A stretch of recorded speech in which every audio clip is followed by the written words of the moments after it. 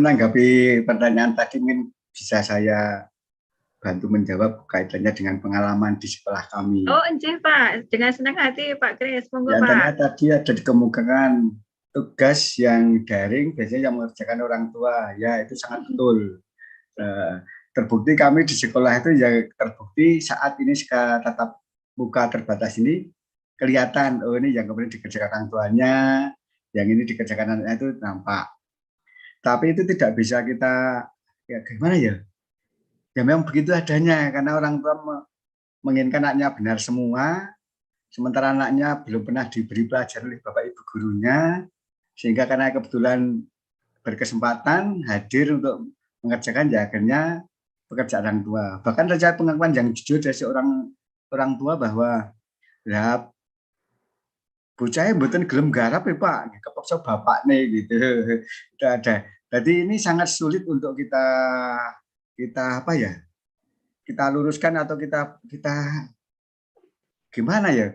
Mau kita ajak anak-anak mengerjakan sebelumnya walaupun lewat katakanlah begini online, Zoom, itu kami lakukan semua, tapi ada saja yang itu pekerjaan yang dikerjakan orang tua. Ini mungkin karena orang tuanya saking perhatiannya sama anaknya.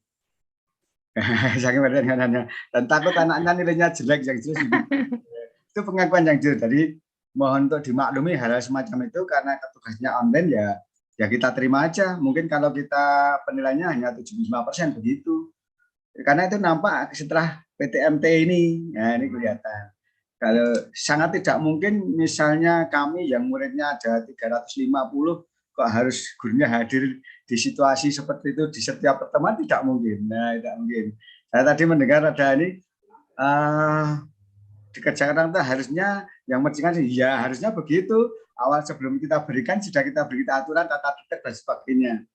Itu. Masalah yang kedua adalah di mana alat online-nya itu satu keluarga mungkin tidak semuanya punya, mungkin yang satu untuk beberapa siswa, ada yang anaknya kelas 1, ada yang kelas 5, ada yang SMP dan sebagainya. Kebetulan bersamaan sehingga memburu cepat waktu supaya segera bergantian. Itu perlu permakluman. Penuh permakluman karena tingkat ekonomi mereka beda-beda. Nah, ini. Jadi kita sebagai guru di sekolah kami sangat memaklumi yang akhirnya judulnya apa? Yang penting mengumpulkan tugasnya kan gitu. Karena nanti di tulisan itu sudah nampak kok, yo ini pekerjaan orang tuanya, oh ini tulisan orang tuanya sudah nampak. Jadi tidak perlu khawatir. Nah, teman-teman mahasiswa nggak perlu khawatir itu guru-guru kami sudah guru-guru dan tidak hanya kami mungkin semuanya guru begitu juga itu akan mengalami hal yang sama. Saya kira itu Bu. Jadi saya kira tidak perlu mempermasalahkan itu ngerjakan itu. Wah biarin aja. Memang sekarang itu kalau boleh saya bilang Tuhan itu melehke awak diri, melehke orang tua karena dulu guru sedikit-sedikit diprotes orang tua. Bahkan ada yang masuk bui karena protesan orang tua. Nah sekarang orang tua dibalik oleh Tuhan bahwa nyawulangan dewi anakmu kan gitu. Kalau sudah merasakan begitu. Jadi mohon ini perlu kita dengan penuh tanggung jawab, penuh perasaan itu harus kita sadar sampai di situ. Jadi kami itu jelaskan kami udah orang tua kami karena kami sering mengundang orang tua itu begitu tadi. Saya kira itu Ibu dan teman-teman mahasiswa. Mungkin saya tidak bisa sampai selesai mengikuti, mungkin ya terima kasih gitu. Terima kasih, monggo dilanjut Wika. Baik, terima kasih Pak Kris, luar biasa tambahan sharingnya gitu ya, sharing praktek baik yang sudah dilakukan Pak Kris. Jadi memang pendidikan itu terpusat ya Pak ya, tidak lepas dari peran orang tua dan juga masyarakat. Artinya kalau tiga hal itu atau tiga komponen itu bisa saling bersinergi, tentunya nanti pendidikan akan bisa jauh lebih baik lagi gitu ya Pak Kris ya. Ya, betul. Ya, itu yang paling bijak begitu. Tanggapan yang bijaksana betul ya. Mbak Felis, apakah sudah dirasa puas dengan jawaban yang disampaikan oleh teman-teman dan juga dilengkapi dari Pak Kris? Ya, sudah cukup. Oke, terima kasih. Baik. Terima kasih Mbak Felis. Cukup itu ada jawaban. Di lapangan memang begitu Ibu. Siap, terima kasih. Baik teman-teman, apakah ada lagi pertanyaan yang akan disampaikan? Silahkan.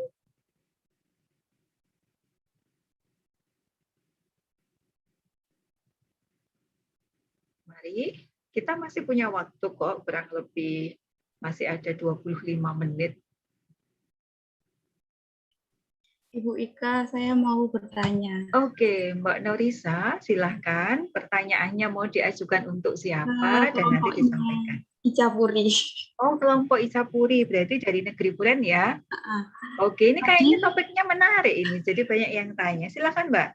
Tadi kalau tidak salah dengar, Ica itu membacakan tidak mengerjakan tugas sesuai instruksi, ya kan, Cak? Apakah betul?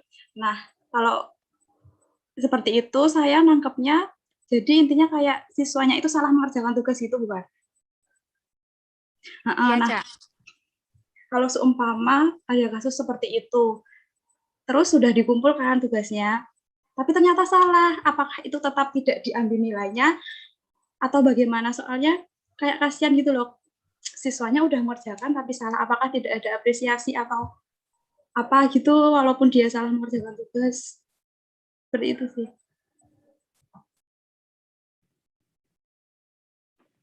Oke, baik. Sudah ya Mbak Naurisa pertanyaannya. Mungkin silahkan dari kelompok SD Negeri Puren, Mbak Ica. Tidak harus Mbak Ica juga ya, ini ada Mbak Elizabeth Sascipta, ada Mbak Yunita, ada Mbak Angelina Dwi Utami juga. Boleh untuk menyampaikan pendapatnya. Jadi nanti bisa saling melengkapi. Silahkan. Baik, saya akan menjawab pertanyaannya. Untuk tugas yang dikumpulkan namun siswanya salah mengerjakan, kemarin kan ada dalam PLP ada kegiatan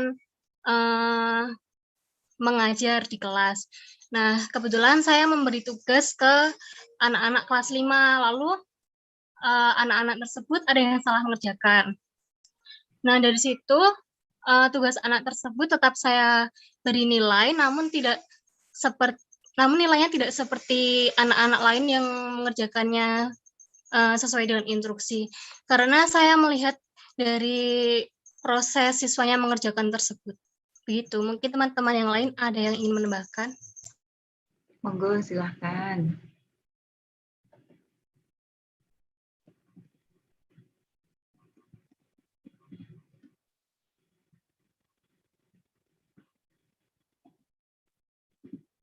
Silahkan teman-teman, mungkin kemarin sudah kan 4 kali praktek mengajar ya teman-teman ya. Mungkin selama 4 kali mengajar, selama melakukan kegiatan evaluasi, menilai, ternyata dijumpai kasus yang serupa. Nah, teman-teman mungkin bisa menyampaikan apa yang kemarin sudah dilakukan saat menjumpai peristiwa atau kejadian seperti ini.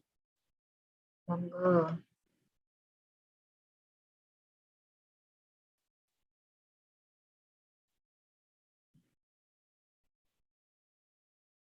Dari SD lain juga boleh memberikan tanggapan, monggo dipersilahkan.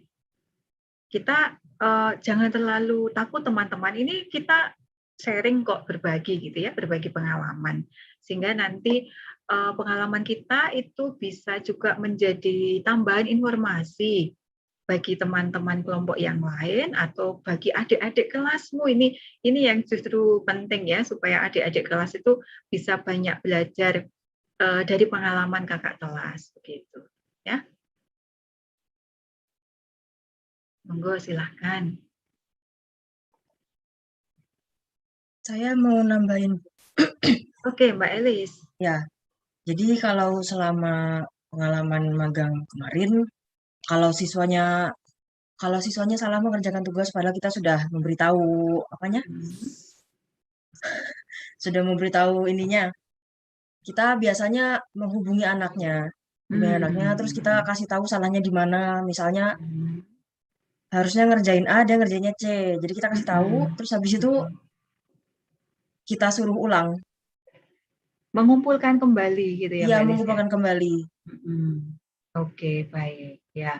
Artinya dengan begitu indikator yang tadi ingin dicapai itu tetap bisa diamati dari hasil evaluasi yang dikirimkan anak yang kedua tadi gitu ya, bukan yang awal tapi yang akhir dikirimkan gitu ya. Oke, supaya memang sungguh-sungguh dapat ditemukan datanya apakah anak-anak ini memang anak yang keliru tadi memang sungguh-sungguh sudah mampu menguasai dari KD atau indikator yang memang menjadi salah satu yang mau dituju, gitu, diketahui apakah sudah tercapai atau belum begitu. Mungkin teman-teman yang lain ada juga yang punya pengalaman serupa dengan yang disampaikan oleh Mbak Elizabeth, atau ya sudah, kasihan nanti harus mengerjakan lagi, udah apa adanya saja dinilai, apakah seperti itu?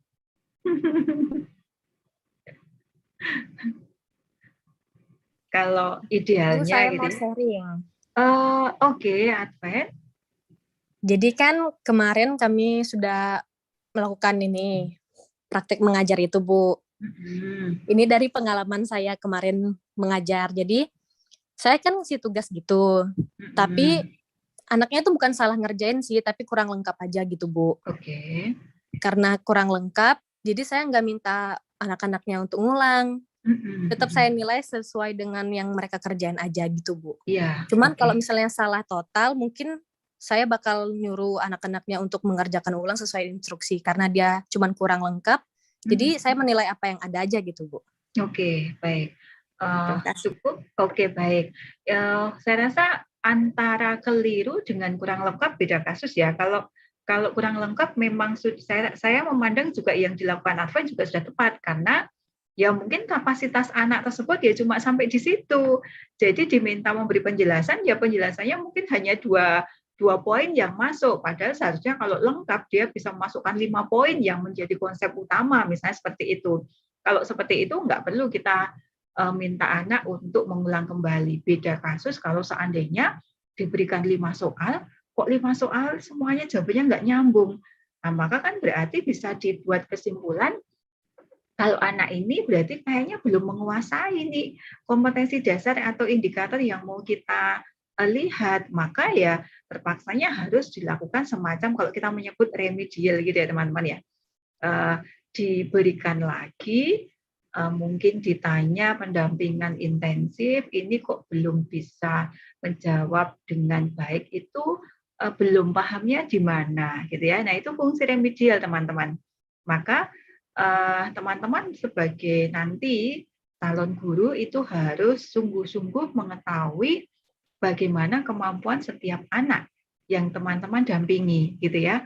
Ada anak yang sekali diberikan konsep itu langsung paham, langsung nggak perlu dijelaskan lagi, itu dia sudah bisa jalan sendiri.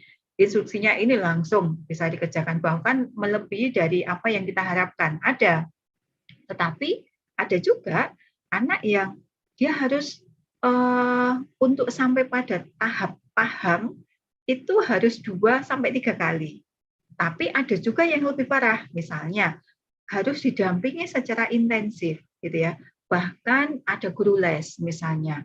Karena ya sekali lagi saya kembali ke awal bahwa memang yang namanya karakteristik anak itu berbeda-beda, termasuk dari aspek potensi gitu ya. Potensi dalam hal ini adalah potensi akademik. Ada anak yang cenderung mungkin kecerdasannya tinggi, ada yang menengah, ada juga yang kurang gitu ya, di bawah rata-rata. Maka kita harus paham, sungguh-sungguh peka terhadap bagaimana kemampuan anak. Sehingga kita nanti juga paham bagaimana memilih metode model pembelajaran. Ya, itu mungkin bisa menjawab yang disampaikan, pertanyaan yang disampaikan oleh Mbak Naurisa gitu ya. Apakah ada lagi yang mau bertanya teman-teman? Monggo silahkan.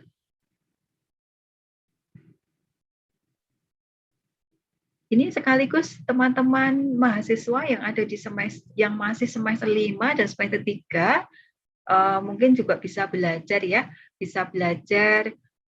Berarti nanti kalau saya PLP 3, saya bersama dengan teman-teman ini sudah menemukan kira-kira nanti topik-topik apa yang bisa diangkat menjadi bahan riset ya. Riset yang jangan bayangkan kalau mendengar kata riset itu harus yang kompleks gitu ya. Ini ternyata kakak kelasmu yang di semester 7 itu selama PLP 3 pun juga bisa melakukan riset sederhana dengan mengangkat situasi konteks yang ada di masing-masing sekolah yang menjadi lokasi PLP mereka, begitu ya.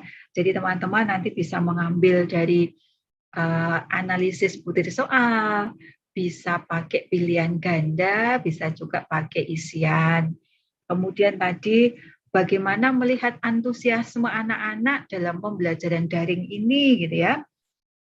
Kemudian bagaimana peran orang tua dalam pembelajaran daring, itu juga bisa. Nah, saya rasa banyak permasalahan, banyak topik yang bisa teman-teman ambil gitu ya. Misalnya bagaimana pendampingan anak-anak yang memang berkebutuhan khusus, yang cenderung memiliki perilaku yang bermasalah. Tentu itu juga menjadi salah satu topik yang bisa teman-teman kembangkan nantinya. Kemudian kalau mau meneliti ini, kira-kira cocoknya dengan menggunakan metode apa ya? Ya, teman-teman ini nanti juga sekaligus mengimplementasikan mata kuliah penelitian ya, baik itu apa yang evaluasi juga termasuk di sana gitu ya.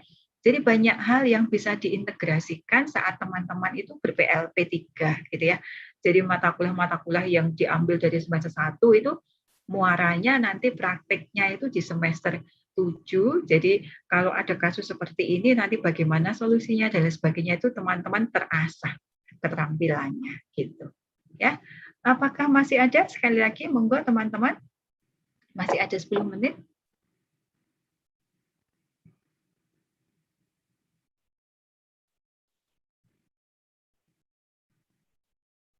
Oke, kalau belum, saya ingin menindaklanjuti.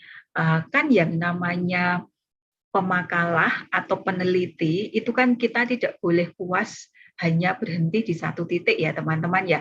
Artinya teman-teman masing-masing yang dari SD Negeri Depok 1, SD Negeri Babarsari, dan SD Negeri Puren, itu kan kemarin sudah melakukan riset, kemudian sudah ambil data diolah, lalu sudah mendapatkan kesimpulan. Lalu kalau sudah mendapatkan kesimpulan dan teman-teman sudah menyampaikan hasil penelitian pada sesi seminar pendidikan, khususnya untuk sesi paralel kali ini, langkah berikutnya apa yang akan teman-teman lakukan? Apakah sudah cukup berhenti di satu titik atau gimana nih? Saya ingin tanggapan dari SD Negeri Depok 1 dulu.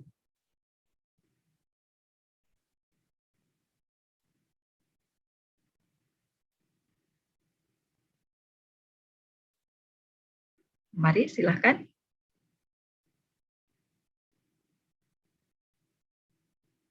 Kalau belum, saya loncati dulu. Dari SD Negeri Babarsari, apakah ada rencana tindak lanjut yang akan dilakukan setelah ini sudah memaparkan hasil di hadapan Bapak Kepala Sekolah, lalu sudah menyampaikan hasil juga di depan teman-teman yang lain, juga adik-adik kelas. Ini langkah berikutnya apa ya yang akan dilakukan?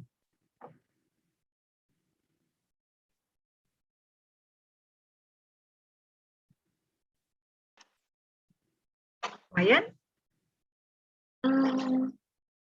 Mungkin seharusnya untuk tindak lanjut selanjutnya, setelah kita melakukan riset ini dan telah menemukan hasil, kita perlu lagi memberikan hasil tersebut kepada sekolah begitu Bu, agar bisa mungkin dipertimbangkan.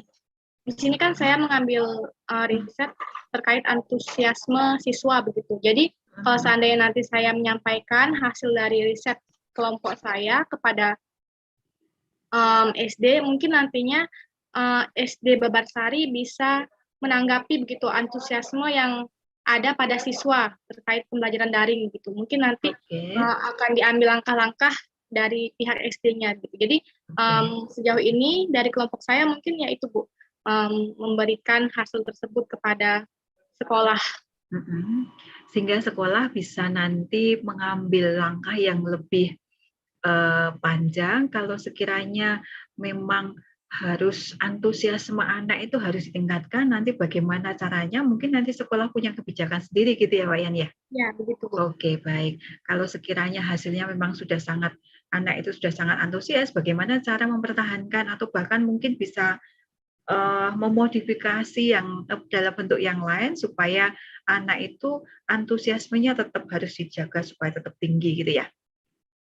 Oke, baik, nanti silahkan, nanti mungkin Pak Kris juga sudah menunggu hasil risetnya begitu ya, supaya kita bisa saling bersinergi. Artinya hasil praktek baik yang sudah dilakukan teman-teman yang sudah PLP3 itu bisa ditindaklanjuti di tempat SD yang kemarin sudah digunakan untuk PLP3 begitu. Baik, kalau untuk yang dari negeri Puren, apa tindak lanjutnya yang akan dilakukan?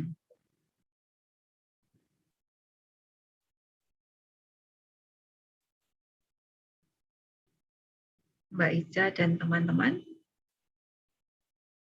apakah sudah merasa puas dengan hasil riset ini? Kemudian kalau belum puas, apakah nanti secara pribadi akan melakukan riset tindak lanjut atau bagaimana nih? Monggo silakan. Bu, mungkin dari SD Negeri Depok 1 dulu. Oke, monggo silakan. Jadi rencana tindak lanjut dari riset penelitian kami, jadi kan ini soal masih 5 soal belum valid ya Bu. Jadi rencana kami ke depannya kami ingin merevisi kembali soal ini, lalu nanti kami mengujikan kembali untuk melihat validitas dan reliabilitasnya lagi. Oke, baik. Apakah hanya sebatas di reliabilitas dan validitas saja, Mbak Listia? Dan ditambah uji daya beda, uji pengecoh dan lain-lainnya juga, Bu. Oke, iya. Nah, saya sangat setuju. Jadi artinya soal tes yang baik itu tidak hanya dilihat dari validitas dan reliabilitas ya.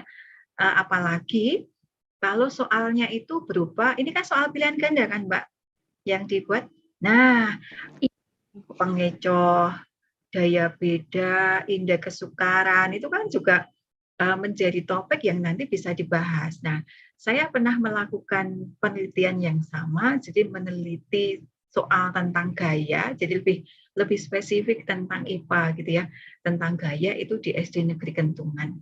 Nah, ternyata ya saya pikir soal-soal ini sudah bagus, tetapi setelah dianalisis secara statistik, ternyata juga tidak seperti yang kita bayangkan. Perasaannya ini sudah baik, semuanya sudah baik, sudah pengecohnya juga sudah dibuat yang sedemikian rupa gitu, tapi tetap saja ternyata yang namanya sistem itu tidak bisa dibohongi. Nah, saya rasa teman-teman nantinya kalau sudah menjadi guru itu juga bisa melakukan hal yang sama ya teman-teman ya, karena ini juga salah satu unsur refleksi untuk kita. Jangan pernah merasa benar, jangan pernah merasa kita itu sudah sempurna, sudah baik gitu ya.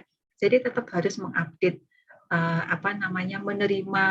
menerima masukan, selalu mengecek apakah yang sudah kita lakukan itu memang sungguh-sungguh sudah baik atau belum begitu ya.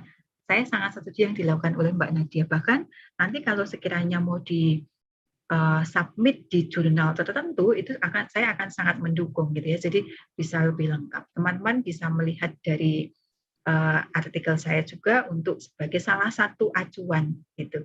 Tapi tidak menutup kemungkinan teman-teman bisa mencari dari artikel yang lainnya juga yang mengkaji hal yang sama, bisa dimodifikasi sesuai dengan porsi teman-teman begitu ya. Oke, terima kasih Mbak Listia. Yang terakhir tadi sepertinya kok belum menanggapi. Monggo silahkan. Baik Bu, saya akan menjawab. Ya. Dari kelompok kami, tindak selanjutnya yang akan kami lakukan yaitu akan menyerahkan kepada pihak sekolah untuk menjadi bahan refleksi dan evaluasi selama kegiatan belajar mengajar selama pandemi ini. Oke, ya, jadi disampaikan ya, tetap harus disampaikan kepada pihak sekolah supaya sekolah juga mengetahui bahwa ternyata yang dilakukan selama ini ada beberapa masukan begitu, kelemahan, kekurangan, sehingga nanti ada sesuatu yang jauh lebih baik lagi yang bisa disampaikan oleh sekolah, yang dilakukan oleh sekolah, khususnya untuk anak-anak dan juga orang tua, supaya lagi-lagi muaranya adalah supaya kualitas pembelajaran meskipun daring itu bisa terlaksana dengan lebih optimal begitu. Oke, Saya buka lagi, masih ada waktu 3 menit sebelum kita tutup, teman-teman. Apakah masih ada yang ingin disampaikan?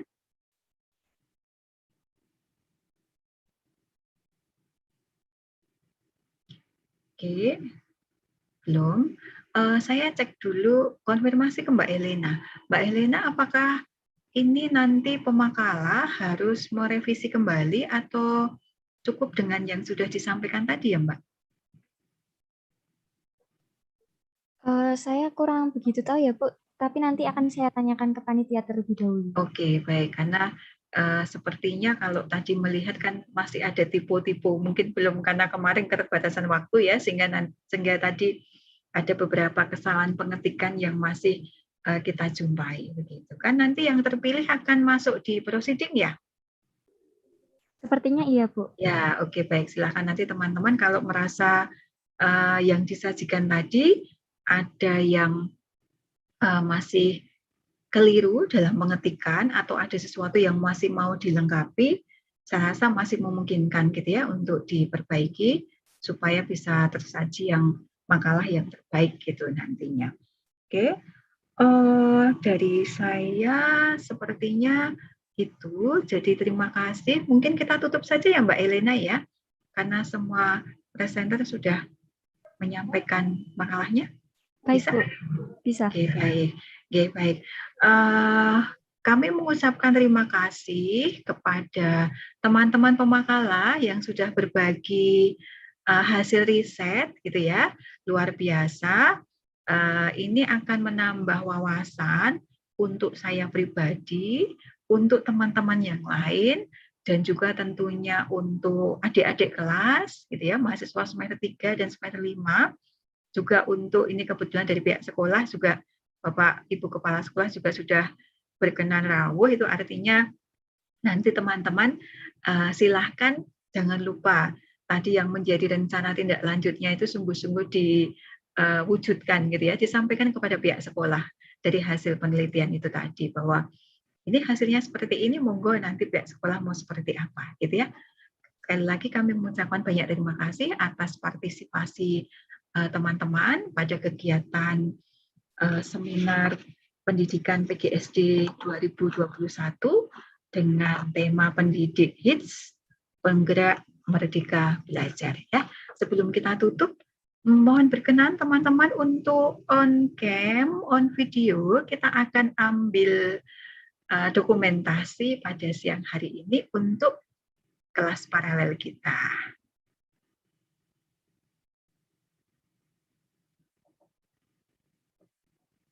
Nanti Mbak Helena dipandu juga ya. Bentar, Mbak Yuliana Ermina, Mbak Yunita bisa on cam, Mbak Carolina Meriska, Mbak Sekar Kinase, Mbak Hermina, Mbak Skolastika, Mbak Anna Angela sepertinya kameranya agak bermasalah ini. Mbak Skolastika, Mbak Hermina, Mbak Carolina, Mbak Sekar. Oke, Mbak Sekar sudah. Mbak Maria Konstansia, Mbak Dita, Mbak Elizabeth Sinurat, apakah bisa on cam? Maaf Bu, izin off cam, jaringan tidak baik. Oke, baik, nggak apa-apa kalau begitu. Ya, Mbak Helena bisa dipandu pengambilan dokumentasinya. Teman-teman boleh berpose ala-ala teman-teman ya, silahkan ya. Ekspresikan diri teman-teman. Slide 1 dulu ya teman-teman. 1, 2, 3. Slide 2. 1, 2, 3. Sudah, terima kasih. Sudah, baik. Terima kasih teman-teman untuk partisipasinya. Jadi teman-teman, saya berpesan, teman-teman sudah menetapkan pilihan gitu ya. Di antara kita semua itu sudah jatuh pilihan nantinya itu ingin menjadi guru. Ya. Maka kalau menjadi guru itu jangan hanya puas di satu titik ya. jangan pernah puas kalau nanti sudah mendapatkan gelar SPD. Karena masih ada satu step lagi, yaitu GR, yang harus teman-teman capai. Tapi itu juga tidak berhenti saja di situ, karena menjadi guru itu harus selalu mau belajar seumur hidup. Menjadi guru itu harus selalu belajar. Gitu. Maka kalau teman-teman berhenti belajar, maka itu berarti teman-teman berhenti menjadi guru. Gitu ya. Jadi harus menjadi pembelajar sepanjang hayat. Begitu ya. Oke, semoga kita semua tadi mendapatkan ilmu yang sangat bermanfaat dari sharing bersama dengan teman-teman PLP 3 ini tadi. Saya selaku moderator memohon maaf jika selama memandu kegiatan ini tadi ada salah kata, salah ucap yang sudah saya lakukan yang tidak berkenan atau kurang berkenan di hati Bapak Ibu dan juga teman-teman pemakalah serta teman-teman mahasiswa semester 3 maupun semester 5. Kita berharap kita bisa berjumpa lagi pada kesempatan yang lain gitu ya, untuk mengupdate pengetahuan, mengembangkan kompetensi kita dalam rangka membentuk diri kita sebagai seorang pendidik yang sungguh-sungguh profesional yang tentunya hits. Apa itu hits, teman-teman? Hanya hits.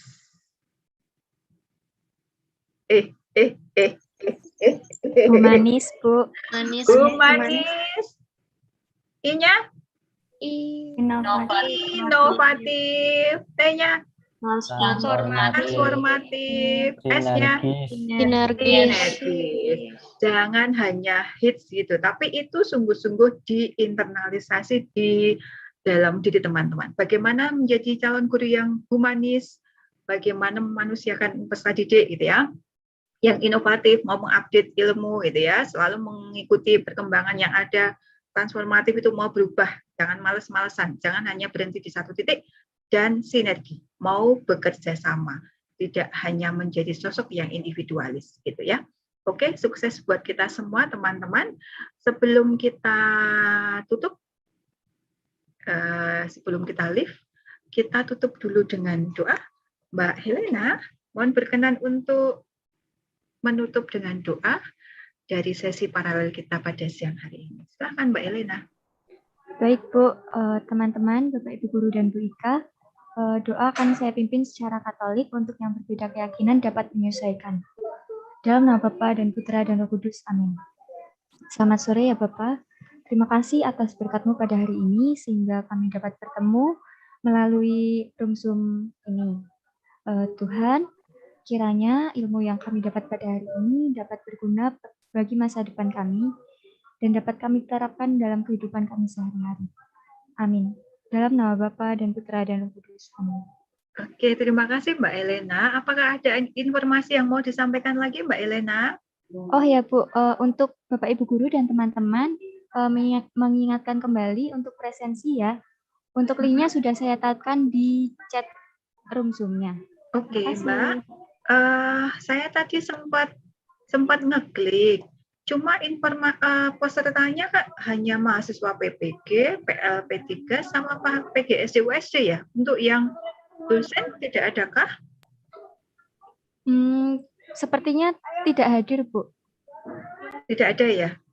Artinya kalau saya nanti presensi saya memilih menjadi apa nih? Bu Ika tidak usah presensi, tidak apa-apa. Oh oke, baiklah kalau begitu teman-teman ya, berarti jangan sampai lupa.